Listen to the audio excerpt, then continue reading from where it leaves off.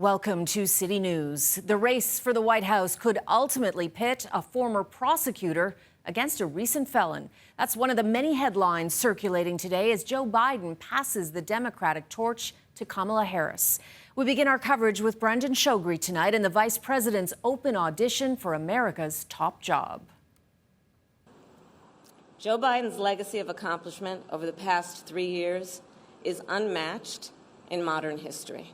In one term, he has already surpassed the legacy of most presidents who have served 2 terms in office. Kamala Harris speaking publicly for the first time since Joe Biden's stunning announcement, bowing out of the race for the White House after weeks of pressure from his own party, instead throwing his support behind Harris. Our President Joe Biden fights for the American people, and we are deeply, deeply grateful for his service to our nation. Speaking from the White House, Harris didn't acknowledge her new status as Democratic frontrunner, choosing instead to applaud the 81-year-old president, who's faced intense scrutiny over his age and health for months. He is someone who is absolutely well-liked and supported by his colleagues. But then many of them turned on him.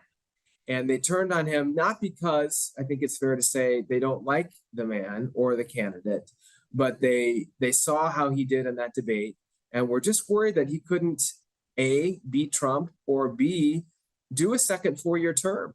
The party that was plunged into chaotic infighting over Biden's candidacy now turning the page, seeming to rally behind Harris with a united front.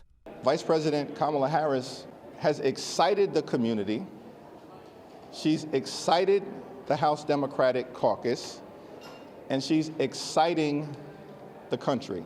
Virtually all of the prominent Democrats who'd been seen as potential challengers to Harris have already lined up behind her, including Michigan Governor Gretchen Whitmer, California Governor Gavin Newsom, and Kentucky Governor Andy Beshear. The vice president is smart and strong, which will make her a good president. As the VP looks to secure top billing on the Democrats' ballot, Republicans are already taking swings at her record. Kamala Harris was named the quote-unquote border czar of the last 4 years.